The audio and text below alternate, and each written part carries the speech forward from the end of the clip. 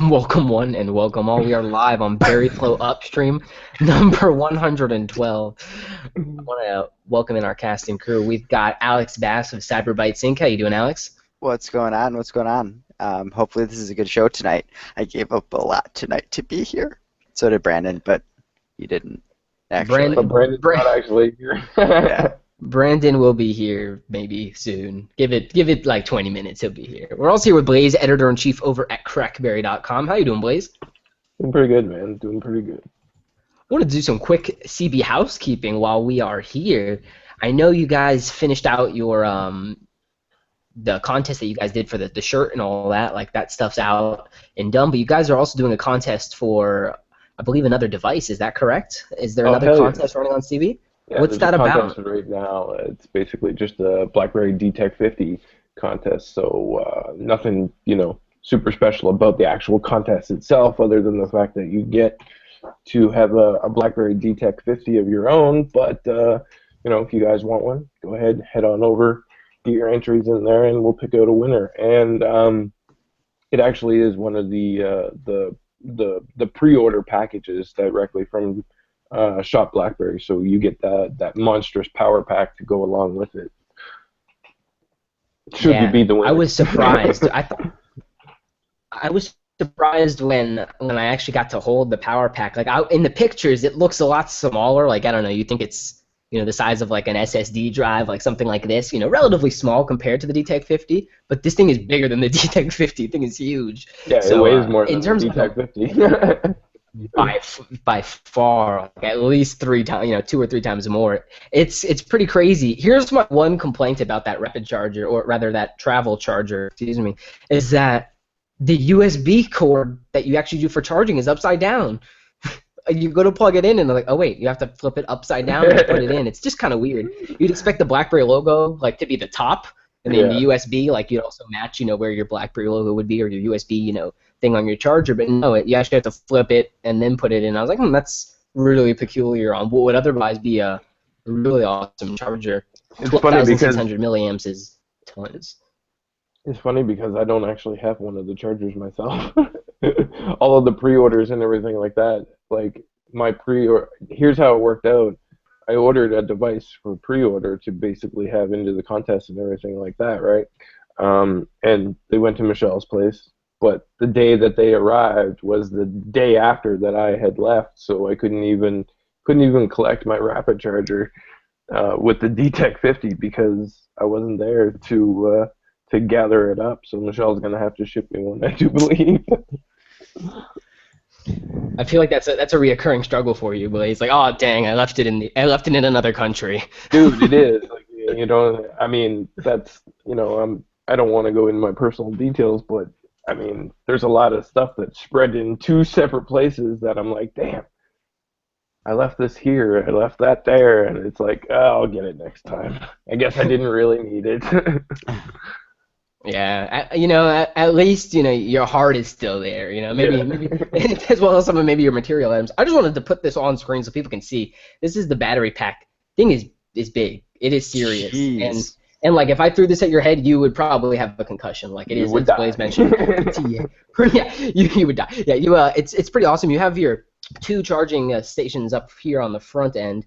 These are both, I believe, the same. Oh no, they are different. One is one 1A, which is like standard charging, and then a 2A charger for the amp. So this one's going to be better for like larger types of devices. Like I would charge a Priv with this and the DTEC 50 with that, and kind of go standard. You don't want to overcharge. Then there's the actual charging adapter, and then if you press this little button, you're gonna have your actual power kind of nod there, and you got 4 different little lights. It's only half charged right now, but if it's half charged, that's like already 6,000 milliamps, which is well beyond what the DTEC 50 is going to need. Blaze, to really start out the week, right? You put out your review of the BlackBerry DTEC 50, really thorough review as well. Kudos to you on that, man. I'm still working through mine, trying to really use the device before I go out. And that was something I know you wanted to do as well. You didn't just Yeah. want to just rush out a review just cause, even though it is Crackberry and we were all looking for it. Tell us some of your impressions and your experience with the device. Are you still using it right now, or are you back on the Priv, or are you on another using hub services? Tell us what you're kind of working with right now. Yeah, I mean, going into it, I didn't obviously I didn't really know what to expect, and I'm sure in the past I probably said some slanderous things towards the device, but you know how that works out is it, like when you get the device in your hand and actually start using it, that's when you know you can make some definitive statements on it, and yeah, for now I'm still actually using the Dtec 50, even though I have a multitude of devices that I could actually go ahead and use.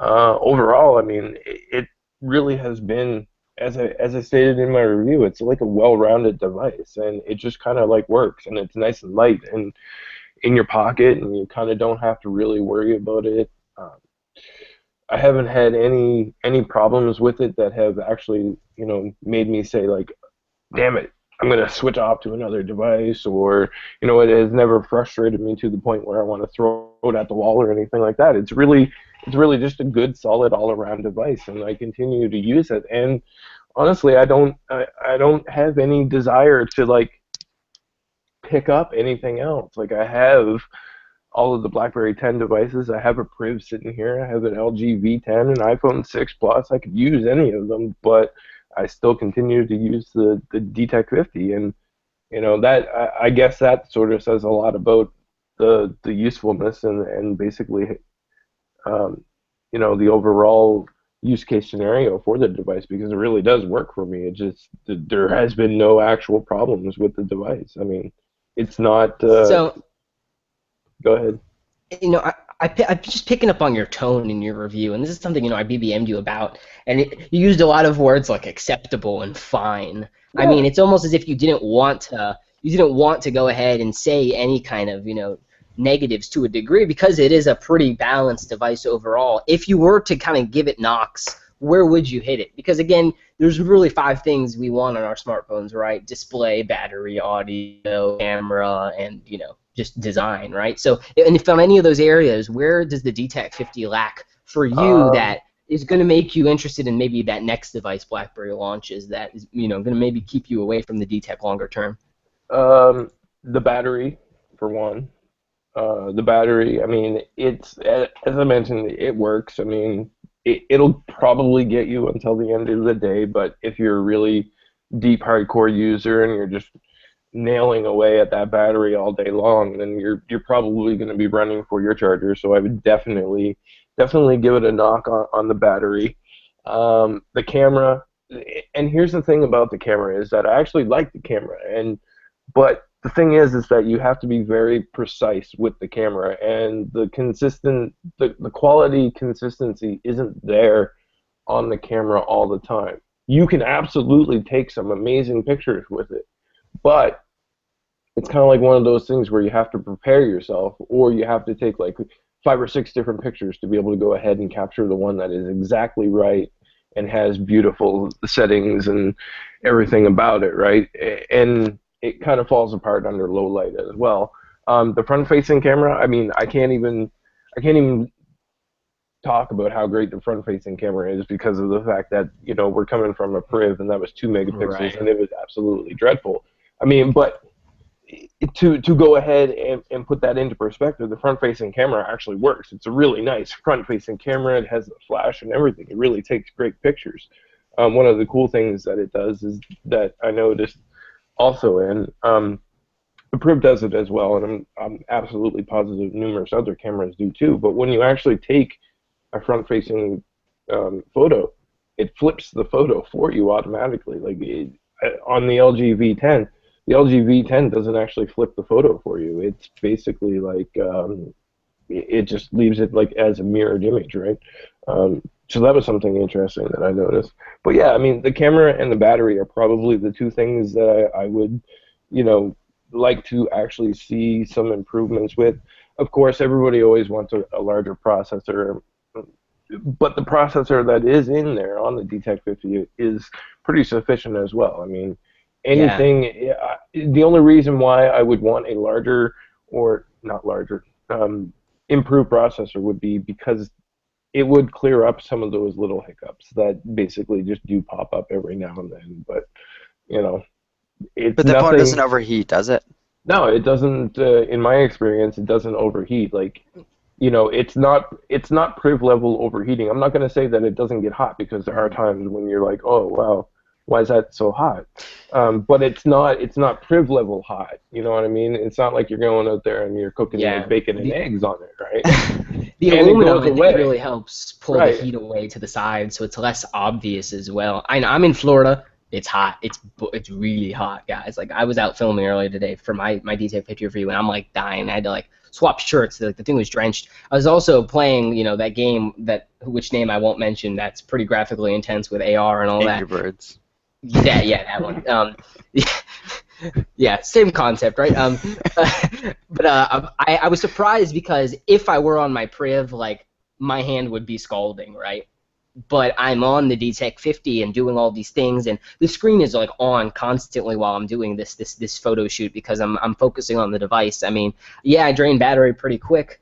I'm doing a bunch of stuff, with the device and yada yada, taking pictures, going back and forth between applications and games, and it was just really comforting that it wasn't burning my hand. I actually bought a case for my Priv literally because it was just getting so hot, Yeah. And I feel like with the Dtec 50, I probably won't have to. Now, Blaze, I wanted to get your opinion on this because as I'm going through my review, of course, I don't want to out all of my opinions on the device so early, right? Otherwise, maybe not do a review at all. But to me, in my usage, it's almost like for this device, I want a case because it's so light, and that's one of the areas I would actually knock it, where I just wish it was a little bit more substantial, be that a battery or just heavier materials. And of course, as they use the TCL reference, a lot of that is hard to do in terms of keeping the costs down.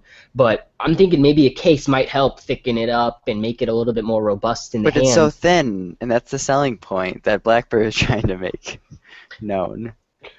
Well, I don't know. See, I don't personally have any problems with it in Okay. terms of the weight or anything like that, because honestly, it's kind of funny because if you pick up the Priv and then you have the Dtec 50 there, the Priv literally feels like a brick in your hand. It's like, oh my God, how did I ever even use this? Brick by Blackberry. Right? And I mean, obviously, there's people out there who feel the same way as you, because a lot of the other reviews that made it out, they actually like stated like the lightness of the phone is actually a problem. But I mean, I don't personally feel that way. But I mean, I can totally understand and relate to how people would feel that way and want to add some additional weight to it, just so that you know that it's in your pocket. Like there's been times that I put it in my pocket, ran to Yeah. the store, and totally forgot that my phone was even in my pocket, and you're like, oh my God, did I even grab my phone? So yeah, That's I can exactly. totally see it. Yeah, that's my qualm with it. It's like it's so light, and I'm so used to having that brick in my pocket that it's like, okay, my Priv's here. Now where are my keys? Where's my wallet? But now I'm like, oh crap, where's my Dtec at? And it's there. I haven't lost it yet, which is good, I suppose. It's such a trivial complaint, though. Like, you It know what is, I mean? and that's what's great. It's like when we talk about Priv, oh, the pricing, oh, the SoC, oh, the keyboard, the slider, there's a bunch of tiny qualms people have, but we get to a device like the Dtec 50 and, we're talking about does it need a case or not, like that is actually a good place and a good criticism for BlackBerry to take on, because not only will Alcatel Idol 4 cases work for this, so there's already a bunch out there, right? But also BlackBerry put a bunch of really cool cases. They've got pockets that are like jean kind of styled, which look really cool. That have like the little display, so it's actually a sleeve pocket. They've got flip cases and hard shells and all that stuff over on Shop BlackBerry, and as well you can find some on Crackberry too. So definitely awesome case and accessories out there, and that's something we're obviously are showcased in our reviews. So definitely go check that out. In terms of the camera, I want to kind of swing back there. You were talking about these APIs that Dtec has available to it at a hardware level that the Priv doesn't. Can you talk about that a little bit and how it affects maybe the use of other third-party apps on the Dtec Blaze? Yeah, so I mean, the majority of Android users know that there's different camera options that are available, and Google has implemented Camera 2 API, which basically allows third-party applications to go ahead and implement any sort of like manual mode onto their camera applications themselves when they put them out. And with Priv doesn't use Camera 2 API, even though there are manual options set within the BlackBerry camera application. If you were to download a third-party camera, such as like manual camera or anything like that, the priv will basically tell you that this app isn't compatible and it won't allow it to work, right? Because it doesn't have the Camera 2 API built into the actual software. But when it comes to the Dtec 50, that Camera 2 API is directly built into the software, so you can download the BlackBerry camera app and use the manual mode in that, or you can turn to third-party solutions such as manual camera and use the manual operations that are available within that. It's debatable as to whether or not, those operations are better than what is built into the BlackBerry camera app. But either way, it's still something that is significant and is actually a difference between the two devices. How relevant that becomes to photo takers is that's up in the air. But it's just one highlight that I noticed while actually using the device. There are differences between the priv software and the Dtec 50 software. So we pick up Camera 2 API access for wider ecosystem connectivity for our camera, but we also lose 4K on the processor that we're using. And really, is that a loss? I mean, 4K is almost like one of those things like I can do it, can you type gloating features more than anything else. I can't remember a time where I actually did it. And then it's like 4K content is so like hard to even view. You need a 4K monitor or 4K TV or 4K streaming capabilities, and it just gets kind of messy. Again, out of in the terms three of us, Alex is the only one with a 4K monitor. So. And I don't even really like watching content. I mean, I have like Verizon Fios, and it's like 80 up, 80 down. Yet I still get struggles sometimes going through YouTube watching 4K. So it's really comes down to like a bandwidth problem, even if you have the tools necessary, and it's just not there yet anyway. So, Alex, I know you're not a mid-range guy, right? Like you're not too into the Dtec 50, being on a priv, and obviously we know you want to go maybe Nexus in the future. One of our followers who watches us pretty regularly is actually using Hub Plus on his 6 Plus, and he commented in one of our videos or something, and he's talking about actually it was on Instagram, and he was actually really talking up the BlackBerry software piece. If you were to migrate to another device, are there things that you would miss from the BlackBerry software experience that you get on a BlackBerry device, or is the Hub Plus services enough? I know, just correct me if I'm wrong here, you're not currently using the BlackBerry keyboard, right? On your priv, you're using a different one? I'm simply trying to just try out some other options and see what there is there. I do love the keyboard, the physical and the virtual keyboard from BlackBerry. I'm just trying to check out, say, the Google keyboard, some of the other keyboards, because that's one of the great things about Android. There's so many options that I'm curious what I'm giving up by using the BlackBerry keyboard. I'd rather know what I'm giving up, or maybe what BlackBerry keyboard is doing better, rather than just blindly accepting this is the best keyboard.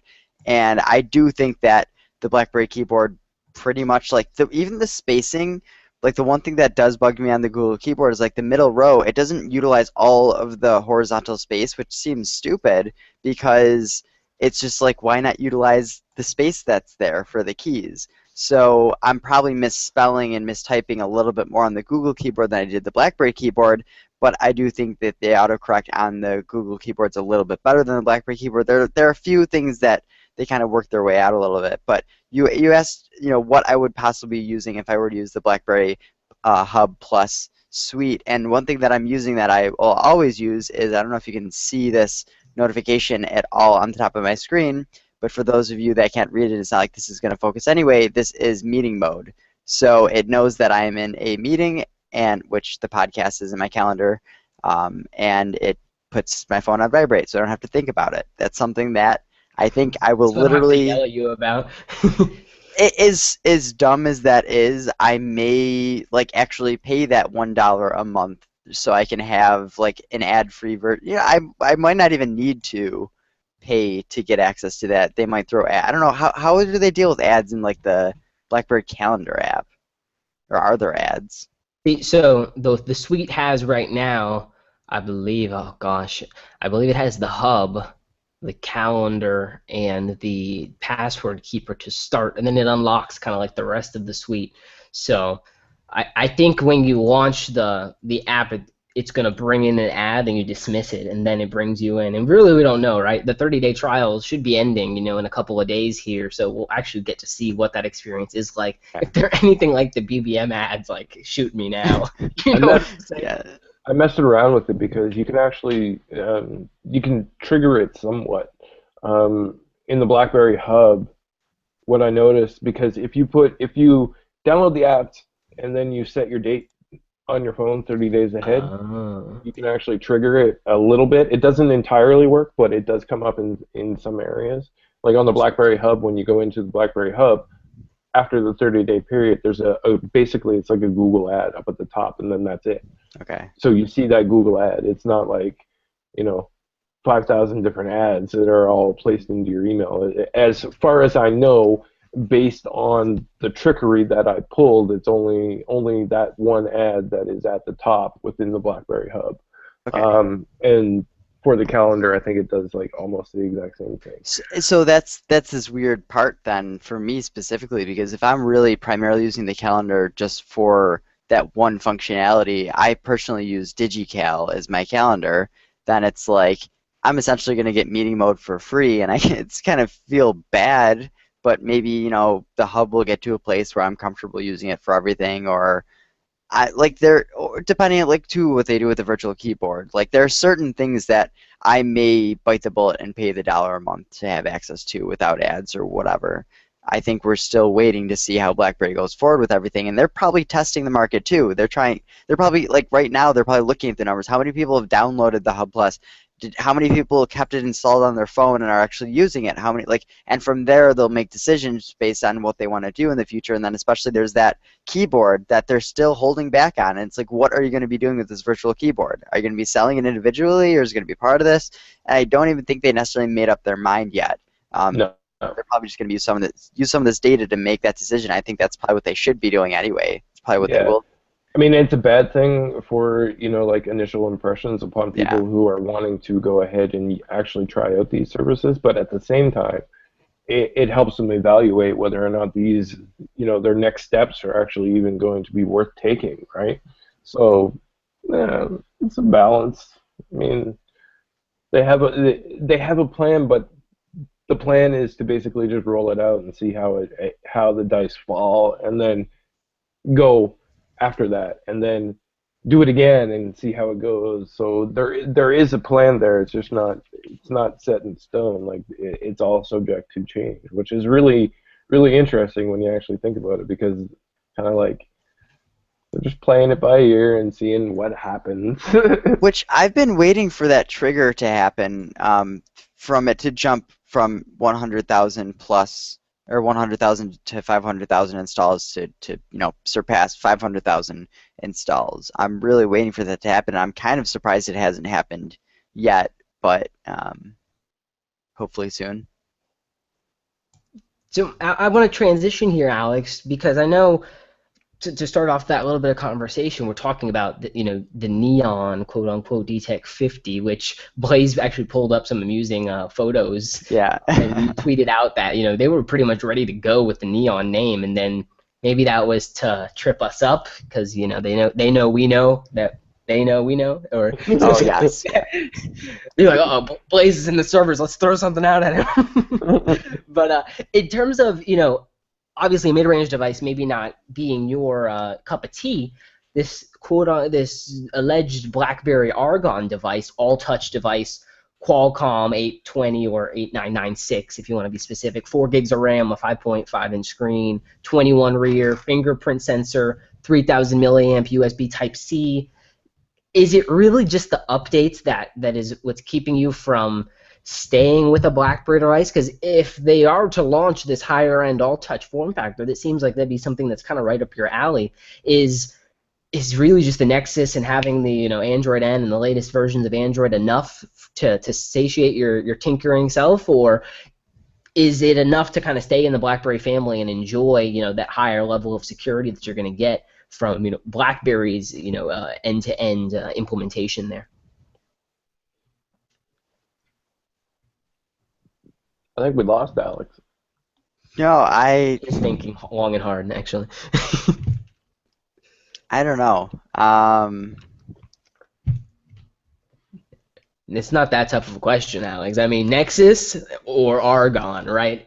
What is the Yeah. difference ultimately? Is it the update, or do you really just want to leave the BlackBerry camp and just enjoy the software that they're offering? Because I think the question I'm asking you is pivotal to a lot of people who are about to make a decision between, do I want to continue with BlackBerry hardware, or do I just want their software? But I mean, this is like I stutter and because I don't really know because it's like I've never really given Android a fair chance in the sense where I've only used BlackBerry 10 and my first Android phone is the Priv by BlackBerry, and I haven't been overly happy with some of the performance of it. So then the question to me comes to, is that Android, or is it just like a bad SoC, or all the like, or is it because they have full device encryption and like all these things that BlackBerry doing, is that slowing it down? And I don't really know. So like part of me simply wants to get a Nexus device for the sole reason of like I want to see what raw Android is like.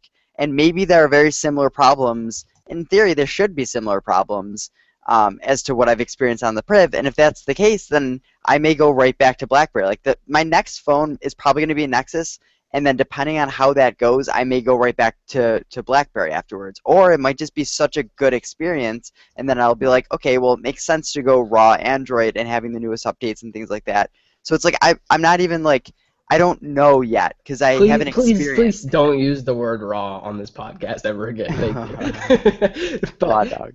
Yeah. You know, I think the differentiation that you're making is that you want that vanilla, unadulterated type of Android experience versus that BlackBerry one. Yet, if you get that vanilla Android experience, you may go ahead and then put BlackBerry services on it with some of those BlackBerry apps as well. Yeah. So again, I bring this question back to you. If I gave you a Nexus 6P right now and told you, all right, put hub services on it and enable full disk encryption, isn't it a BlackBerry at that point, like to a degree? Because And that's like in theory, yes, but that's the question. Like, will the phone like have the same like if I go in my car right now and I open up the Google Maps and then I listen to Google Play Music, my phone just goes to a screaming halt, and I can't deal with that anymore. So the question is that just Android, or is that because of what BlackBerry's putting on top of it? And chances are it's just Android being Android, but that's like where I don't have an actual answer. So it's tough to answer because that. you haven't actually experienced a pure stock Android Yes. experience. In my mind, it's like, oh, it's this perfect 60 frames per second, no lag, no stutter, but it probably isn't. I've probably pretty much experienced pure Android on this Priv, and the problem may have been just the SoC and these little stupid things which has caused it to not be the best experience. Android gonna Android, bro. Yeah, it lag is. gonna lag. So Alex, here's something that Blaze may be able to attest to, and myself included.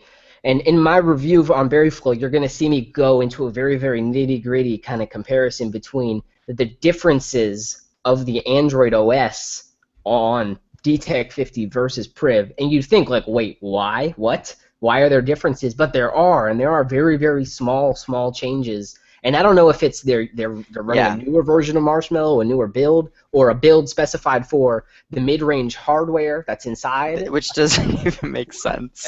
Again, weird. But there are visual changes, there are performance changes, animation changes, and honestly, Dtec 50 runs, I think, at least 10% better than my Priv does, yet is priced 50% more, which... And has less spec'd out hardware, which is interesting. Yes, and I think BlackBerry took a lot. I think they learned a lot from Priv, and that will transition into devices, which is what makes me excited about something like an Argon and the Mercury to come, that QWERTY classic type, candy bar form factor handset, because I think BlackBerry is still learning, right? That first device is not going to be perfect, but I think the fact that John Chen can say to the market, all right, guys, we're a software company. Like, I didn't build this, I didn't build this at all. However, I did secure it, and I did put my, my secret sauce. I hate that phrase, but secret sauce into it, right? It's one of the worst. When Chen says it, especially like at the security summit, I'm like, all right, I gotta turn this off. But they said it a lot during the Dtec webcast too. I'm not quite sure why, but when it comes to that point, that BlackBerry can really become and step into the form of this Android OEM and really kind of rise to the occasion of what that entails, and can continue delivering on the software updates and can continue delivering on the security updates and things like that, I think we're going to see BlackBerry change in terms of what they put into their hardware. And I think they're going to get smarter and smarter about what the end user experience really is. And feedback like what you have from your Priv versus what Blaze has on his Shop BlackBerry version or me on my AT&T, all of that is going to be valuable to BlackBerry. And that's obviously stuff we've been putting in any betas and any forums that we can find because it's super valuable to them. I hope, based off what I've seen on Dtec 50, that devices to come are going to be a much more refined experience. And I don't know what kind of testing that entails. Maybe just testing that software or that software on chip versus the encryption that they're going to implement, or the security implementation that they're going to run. But I was pleasantly surprised with the Dtec 50's performance relative to the Priv for everything that's like non-graphically intense. Like that game, that name I don't want to mention, it takes 3 or 4 more seconds to load up. But once it does, it runs as good as it did on the Priv, right? And my hand's not burning either, so that's a plus. Which that's really interesting to me because all I really use my phone for, I don't really use my phone for gaming at all. It's just between some multitasking, but then very generic apps. And the thing is, the Priv, like, yes, it has more power, but it sounds to me like you're saying the Dtec 50 essentially doesn't lag as much, and it may be able to multitask, I don't know, a little bit better, the like, same. You know how Snapchat is on Priv, right? Yeah, well, at least okay. And when I say Priv, please understand, I'm talking about my AT&T and Alex's AT&T version. May have it's literally unusable. You take a picture and then you go to tap to add text to it, and you're stuck for like 10 seconds. It's a crying shame. On Dtec 50, it works the way it's supposed to. I load it, I launch it, and I'm in the stories within seconds. And it's like, wow. And again, it brings me almost to the place that you're at, Alex. It's like, geez, do I just want to experience vanilla Android? Is it that bad, or is this Android? Is this BlackBerry? And I honestly think it is just the awkward pairing of the 808, the BlackBerry security implementation, and Android. I think each one is to blame here along the way. And, that's a learning point for BlackBerry. And I say to our listeners here, if you're on the fence, I'm happy with my Priv, I'm good with it, good, But I think something that a lot of people take for granted is that this is a device that we may not purchase for ourselves, but I'm going to purchase and recommend it for family members, right? I'm going to recommend it to family, my friends, and just people who ask me, what is that thing, Because it is rather unassuming on the front end, right? Like, what is that? No name, no nothing. And that's another pain point I have, Blaze. I wish the name was on the front. I put it next to my Passport SE. I put it next to my Priv, and I'm like, what is this? And another funny thing is, like, right on the back end, it says, if I can see here, it says BlackBerry STH 101, and then it says made in China, and it's like, well, that's and Blaze, maybe you agree with this, and do you think to a degree Dtec 50 is almost BlackBerry's way of saying, look, stop worrying about the hardware, Absolutely. Just we've moved on from developing and designing ourselves. We're not putting our risk and cost into that part of the business anymore. Just chill out, Yeah, absolutely. I agree with that 110%. I still say actually not having the name BlackBerry on the front of the device is beneficial to actually selling the device. I believe that 110%. And I think it may not have been necessarily part of the the actual selling decision process or anything like that, but it is beneficial. I mean, I've had more questions about Dtec 50 than the Priv thus far from people who have not been into any of the BlackBerry ecosphere or anything like that. My mom messaged me and said, my stepdad needs a new phone. Do you recommend the Dtec 50?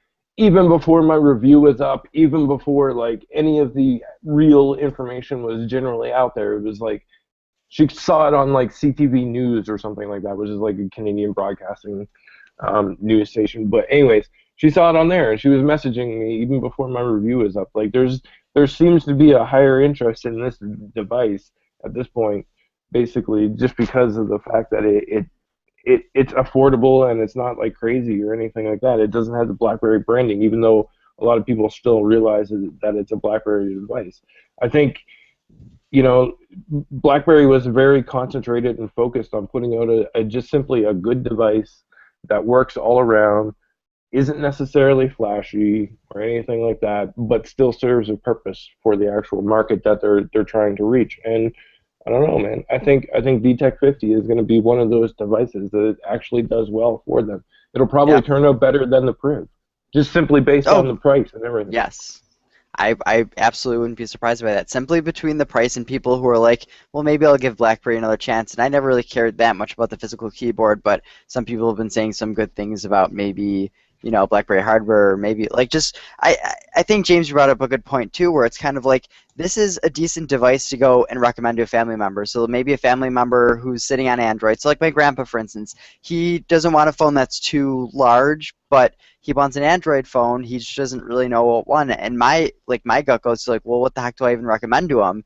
And price is probably more of a concern to him than anything. And it's like this isn't really a bad phone to go toward, to recommend to just maybe someone who's not going to utilize their phone as much as maybe I am. Right. And I hate to say it, it's an everyday person's device. You know what I mean? Like anybody can go pick this up. Anybody can essentially use it because, as we know it, a lot of people are familiar with Android. They're already familiar with iOS, and the price point is reasonable. They look at it and they see, oh well, it's not that much more than da da da da da, or they don't need an iPhone, or they don't want an iPhone. They don't need a Samsung Galaxy S7 Edge or anything like that. It's a very middle of the road device that can be pretty much recommended to anybody. Like my son is going to be like 13. If there was a reason for me to buy him a phone at this point, if I felt as though that he needed to have like a communication device when he was outside playing or whatever, I would get him one of these to be able to go ahead and use while he was out there.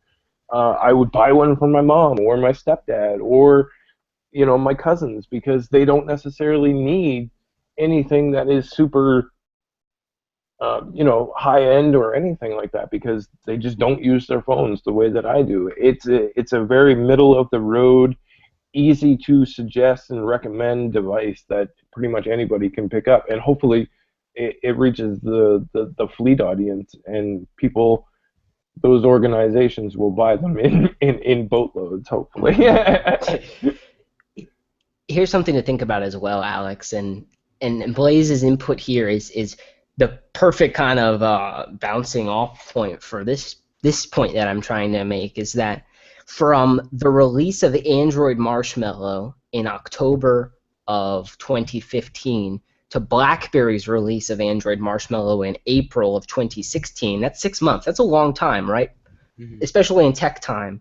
But we got to understand that there was a lot of security underpinnings on Android M that BlackBerry basically went in and did themselves, right? So there was a lot of work they had to do to make sure, of course, that their security implementation was where it needed to be. With Android N, I think a lot of the underlying changes are not so critical to what BlackBerry has done on Android M, and they're more now higher level changes. So I think they may be able to get an update out for Android N a little bit quicker than they did with the 6-month delay that we had for Marshmallow, just because they are working more on now that top layer as opposed to some of those nitty-gritty Linux kernel-based changes and working their way back up from there. So I think, honestly, if BlackBerry can get Android N out in a relatively timely fashion, that will increase the value of these devices coming out as well. No, I genuinely think that this is their one chance for them to actually make a big hit in the Android market.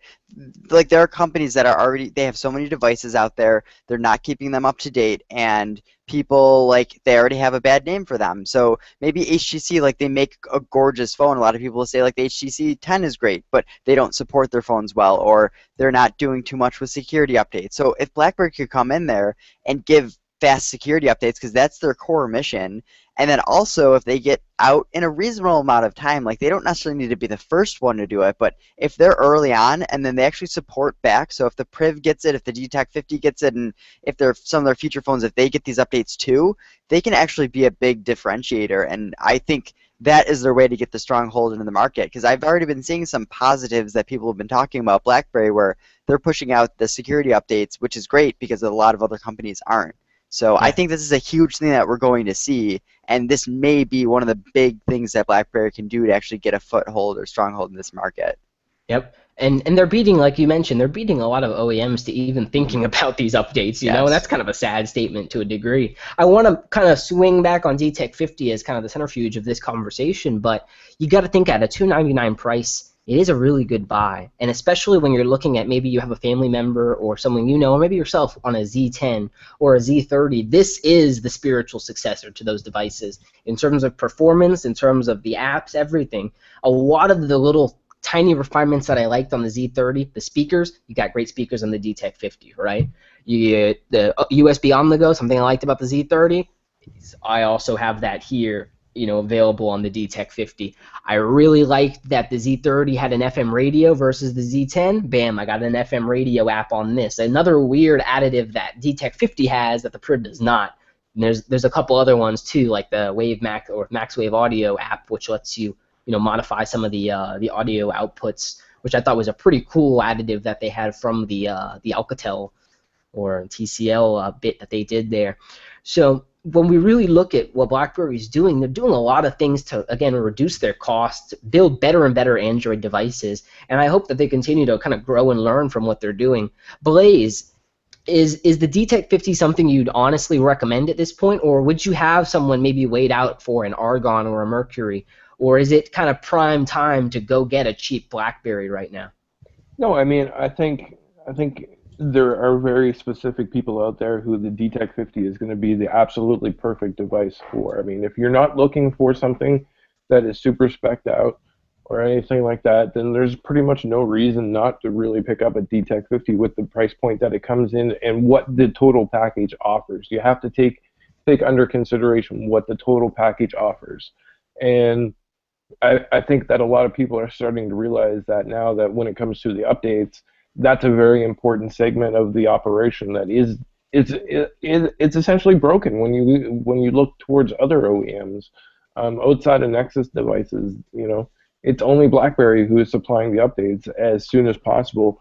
And when it comes down to it, like I said, the Dtec 50 is a very middle of the road device.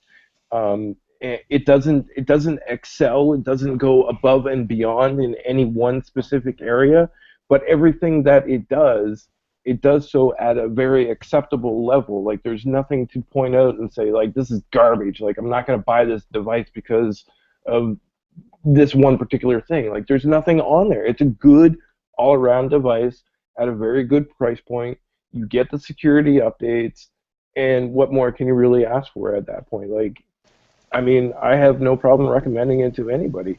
The only person that I don't recommend it to is somebody who wants like a high-end device. Like Alex, like previously, like Alex basically flat out said previously that he didn't want a middle-of-the-range road phone. He didn't want mid-range or anything like that.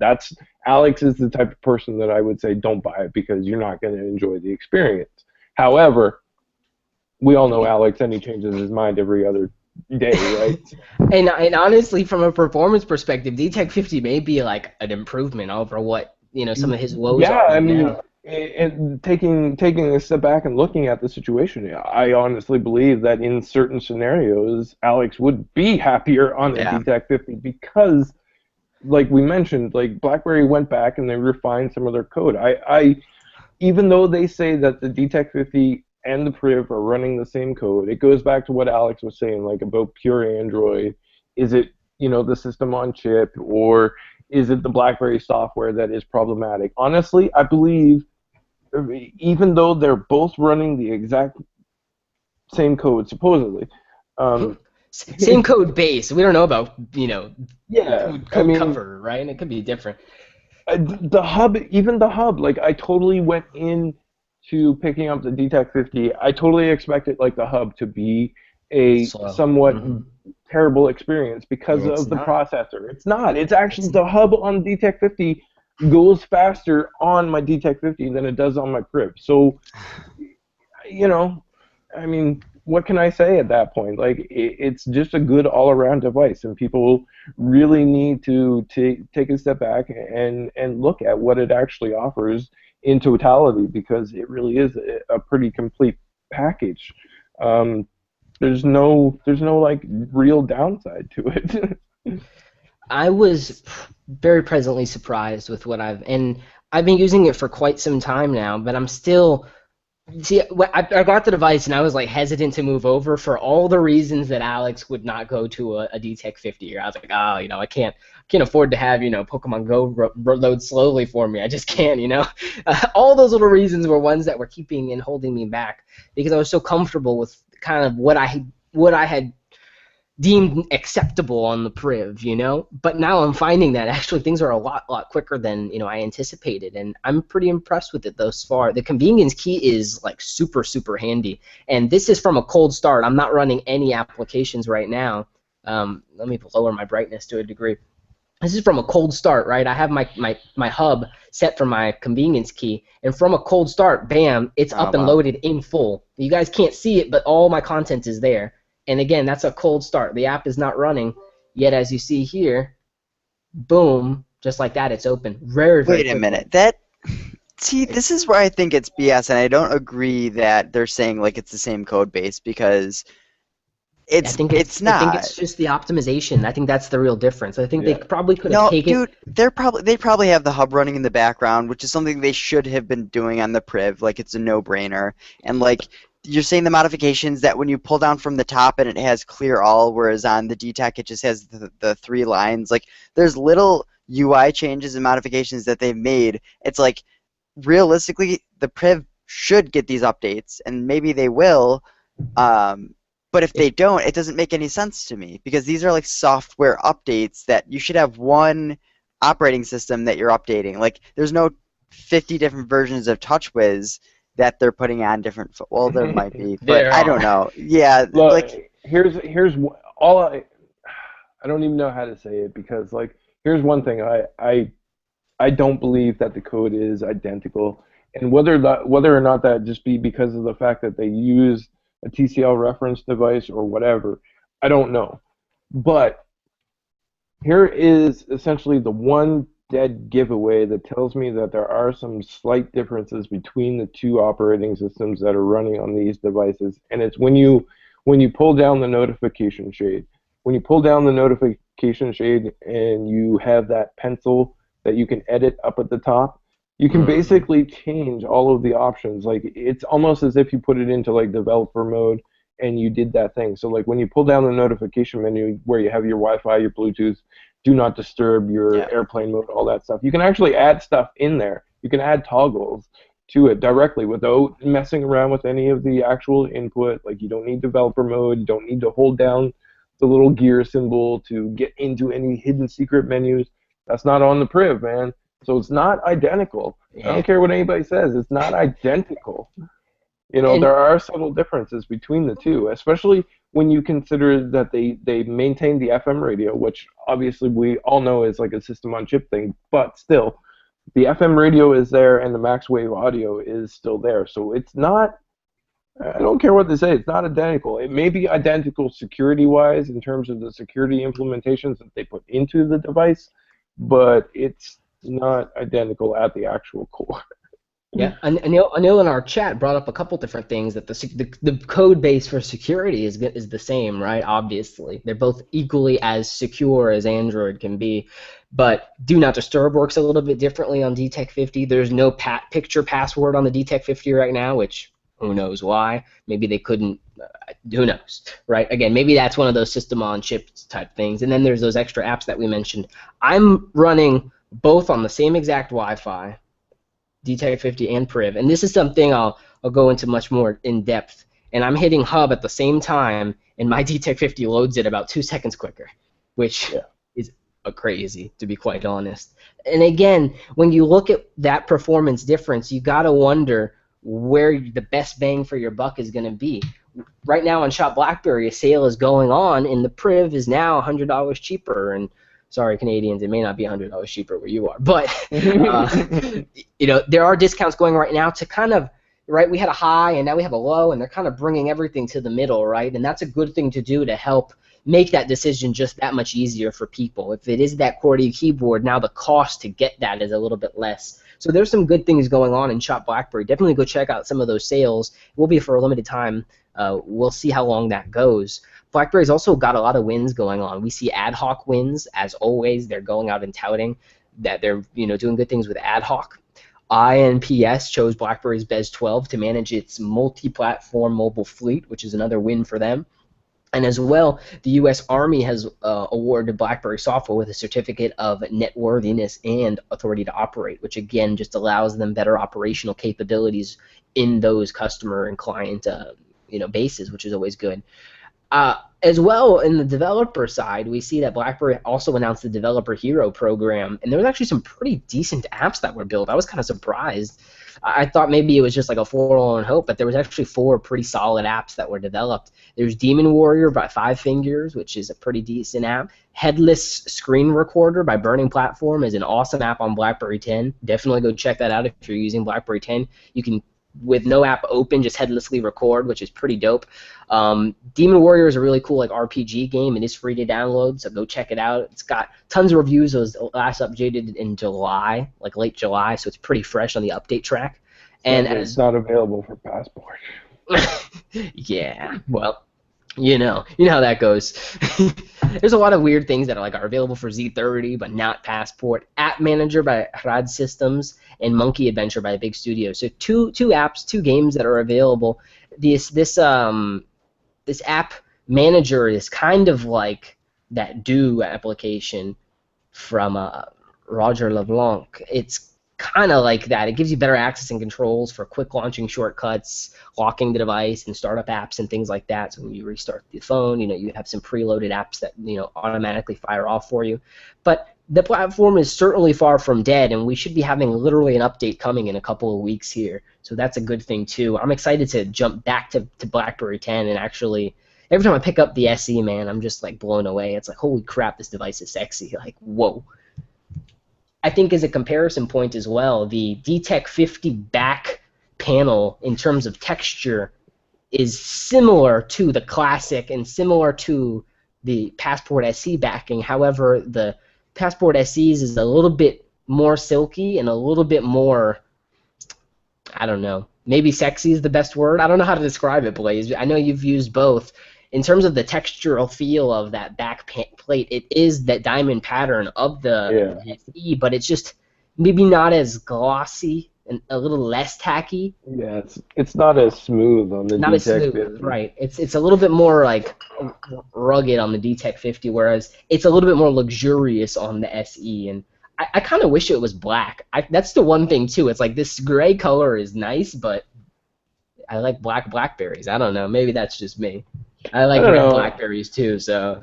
I actually kind of like the gray because it fits in with the rest of the device. Like the front is gray, the back is gray. If it was black, I think it would just be too much black, and at that point, it would kind of be like just another black slab. You know what I mean? I kind of like the gray, although it does. I agree with you. It does feel like utilitarian and kind of generic, but still, I like it. I don't think I would like it as much if it was black.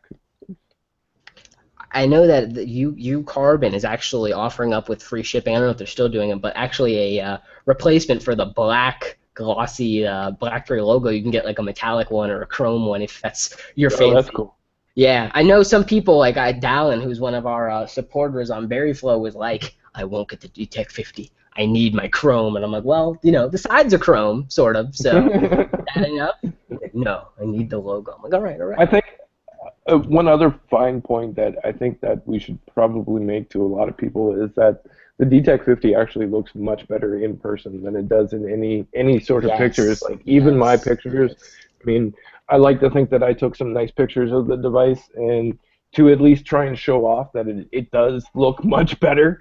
But there's some pictures out there on the internet and in other people's reviews that don't necessarily make the device look as good as what it should. And in person, the device looks very, very sharp. One thing that it actually kind of shocked me is like the placement of where the SD card and the SIM card is like You can barely see that it even separates there, at least on mine. I mean, I'm not going to guarantee the exact same experience across the devices because quality issues isn't all that business. But on mine, I can barely even see the break where the SIM card slot and the SD card slot comes out.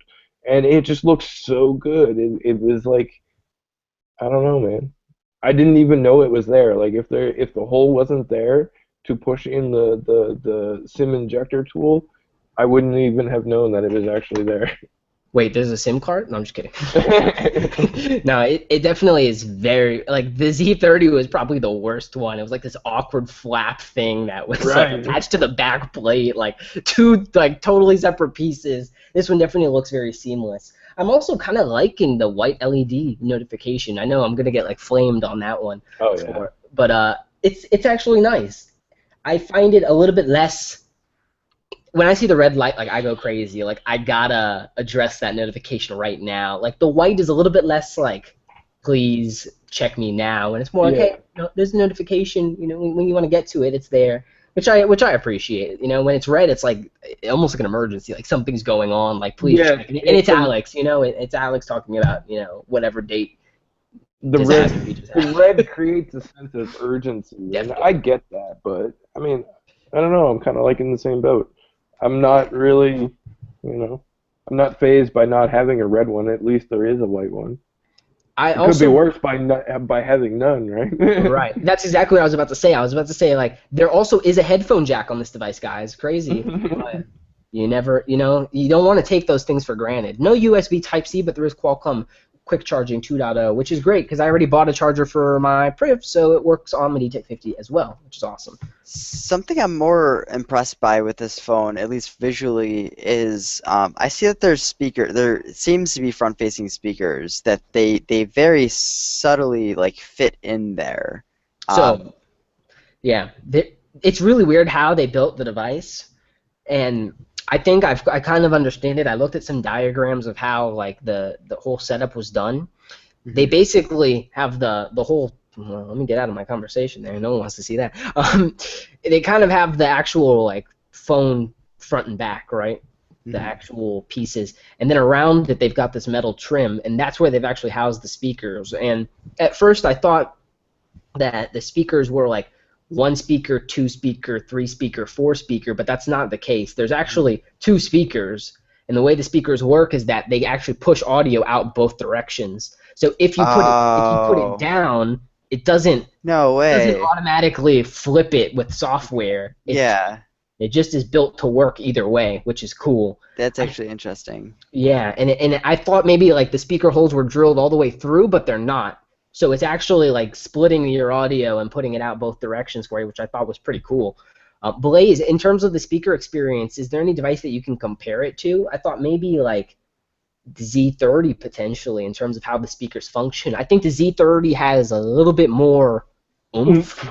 Mhm. The oomph, exactly that oomph. But I was again very impressed with how it performed overall. And you put it at max, and it doesn't feel like it's gonna break. Like I never put the Priv speakers up to max because I'm afraid to lose the one speaker there is there. Yeah. I'm Yeah, I like, mean, let me turn it down a bit.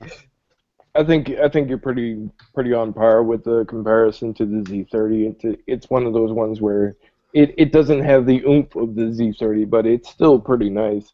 I mean, I kind of gave it a little bit of a hard time in terms of like outdoor use and like driving down the road.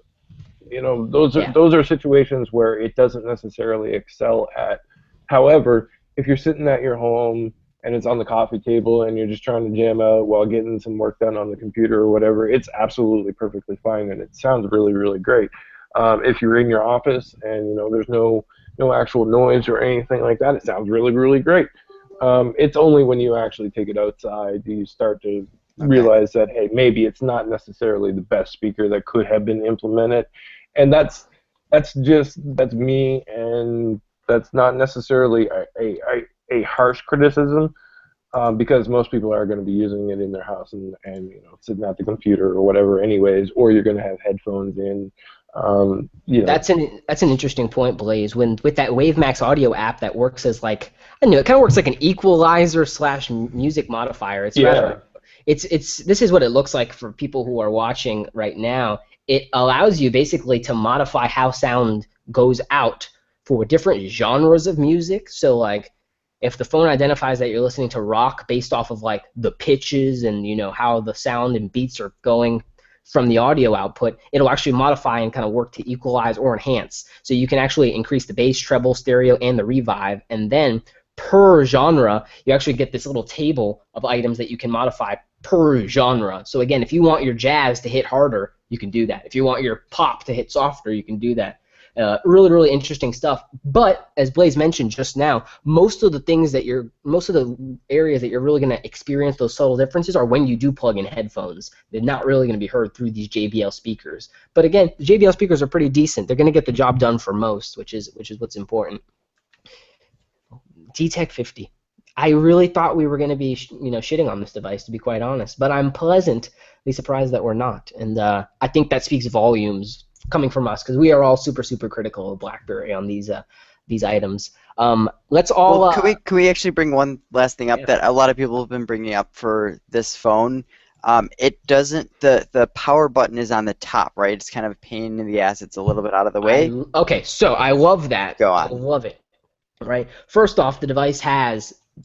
Well, let me hit this power button. One of the things about power buttons that's kind of important to understand is that, like on Priv, it's kind of like middle to the top on the left-hand side, which is already kind of awkward for most people. Most people are expecting it on the right side, kind of where this convenience key is. When I first loaded the Priv, I thought as well that it was this middle button. It's not.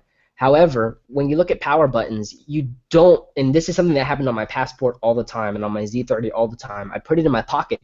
I pull my phone out and the phone's reset itself. Why? Because it's in my pocket and the power button's at the top, and I put the phone in with the head first. So I'm resetting my phone or turning it off, missing important calls, missing meetings, missing notifications. Obviously, we don't want to do that. With putting the power button on the left-hand side, while it is weird for right-handed users to go up there and do, the Dtec 50 supports this, and the Priv does not. Again, go figure. The Dtec 50 actually supports double tap to sleep. So you can actually put the device to sleep and wake it up without actually having to hit that button. So again, reaching up there is something you're rarely ever going to really do. You can just go ahead and use the software to open and close the device. And as you saw there, I tapped it, but my finger didn't hit it quite as precisely as it needed to actually turn on. So it does take, it's a little finicky at times, and really that could be just the angle or how I've touched it, but it is super handy to do with your thumb or whatever the case may be. But so if someone really doesn't like that, can't they make that shortcut key do like lock the phone anywhere, turn the screen off anyway, if they really... I think they can lock it, but I don't think they can turn it on that way. Well, so can I show you? Because like I'm assuming you could do something similar. Because on my phone, like the Priv does not have double tap to turn off, but I'm using a launcher and I have double tap actually turn off the screen. So there's a way to do it. There are a couple apps that you can install and just do a shortcut of one of those apps. So there are ways to do it. You have to mess around with a little bit. So I'm fairly certain you would be able to do it with the convenience key. I'm looking at that right now. I think there is a way. I swear I saw a lock button in here somewhere. Okay. Here's my thing about that. If that's the biggest complaint that the majority of users have, BlackBerry did pretty good. Yep. And to me, it's not even that big of an issue because, like James already mentioned, it's on the Priv on the left-hand side. It's just not as far up as what it is on the Dtec 50. So. Alex, it works. Common, right? Yeah. Okay. Yep. What happens if? So yeah, I set the convenience key. Boom, it's locked. Okay. Now, plus the convenience key again, though. What happens? It doesn't work. Nothing happens. That's the only thing, which is from here. Then you can just double tap the screen, however. But then from here, you've got to, of course, unlock, put your password in, etc. So the one thing, because people have mentioned that double tap to wake and double tap to go to sleep is great, but actually my stepdad. My mom, a few people have disabled it because in their pocket sometimes it would turn on. So you do need to think about the people who may not necessarily want the double tap to turn on and turn off. But it really seems like there are enough workarounds to an extent to get you to a place where it works well. Yeah, I'm definitely pretty impressed with the device's performance thus far. It just gets me excited for price. Yeah, that's the kicker right there, right? Is that the price is just really undeniable at this range. I mean, yeah, you could spend $100 more and get a OnePlus and then get the specs, right? You can go that route and get the CNMod and all that stuff. But really, I value BlackBerry's layer and productivity. Like, for instance, I was playing a game earlier and I got a message from an email rather, and while I'm letting the game finish out its run, I swiped in the productivity edge, which I actually had open for some reason. I don't know. Probably for the review purposes, right? But I actually slid it over, hit the email, and jumped right in, sent a response, and came back, and the game's ready for me when I return. It's those little things that I think are really, really valuable that BlackBerry's put on as a layer. I know that BlackBerry's doing a lot of stuff to really keep the momentum going in terms of some of their software. But as we all saw, Blend actually hit end of life status as of, I think, like today. When was it? It was like an EOL, like actually last month. Yeah, they did it at the end of July. They just didn't tell anybody. Yeah, July 31st, so literally at the end of July. Now with EOL, this isn't a death note for BlackBerry 10. Please don't draw those lines between one another, right? Blend, as clearly stated on the Reddit AMA, and then reiterated on our podcast, you can go back and listen to it. It's titled Engage, specified that the uptake of Blend for BB10 users, so the amount of BB10 people using Blend, wasn't enough to really quantify building out that application for Android. And it seems now that that's even more so the case, right? That's what this EOL must mean at this point. So in terms of software lifecycle, it is over. However, the app still works. I'm still using it here when I use my SE, and it still works really, really well for getting my emails over here. I just wish there was that darn signature support, man. That's all I needed, really. Unfortunately, that's all anybody really needed from it. That's like the biggest complaint with it, is like it doesn't have signature support. And an ultimately minor thing at the end of the day. But Blend was one of those things that I had a lot of high hopes for, and there was a lot of aspects of BB10, that I had a lot of high hopes for. But I want people to keep in mind here as we close out this podcast that BlackBerry is still doing a lot of things to keep pulse on who their customers really are. So everyone's like, yo, where is BlackBerry StoryMaker at? And I've been one of those people, wondering, where is StoryMaker? That's a cross-platform app. You need it now. But if you look at those recent BBM updates, right, the ability to edit video down and then compress it and send it, I wonder if maybe some of those assets still live on, right? Some of that know-how still lives on. It's just being applied in different ways. And with that, I think BlackBerry is still in that kind of transition place where a lot of things are continuing to kind of evolve for them as they push on that software front. I think a lot of those assets they have, John Chen's kind of going through the closet and seeing what he's got, and starting to put things to use slowly as they migrate through, bringing the business back to full profitability. But I think this next couple quarters, Blaze and Alex, are going to be pretty heavy for BlackBerry. I think this is where they either rise or shine. And in our after show, which we're going to do for a couple minutes, that's really what we're going to talk about. The media tone is a lot different these days.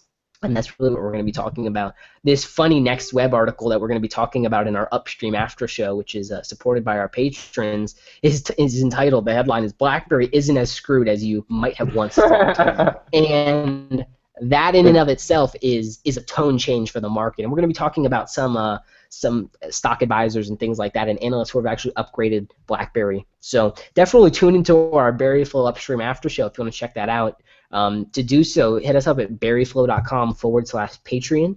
Our subscribers there get access to the after show and a bunch of other goodies, swag like this, hats, all that good stuff. So definitely go check it out, and also go check out the Dtec 50. If you want one, go to Crackberry, get into the comments there. There's about 1,200 other comments, but you may be the one. So go ahead, leave a comment on the Crackberry post, and maybe you'll win a Dtec 50 and an awesome battery pack as well. Everybody, thank you for watching, and we will catch you all next week. Later, guys. Take care, everyone.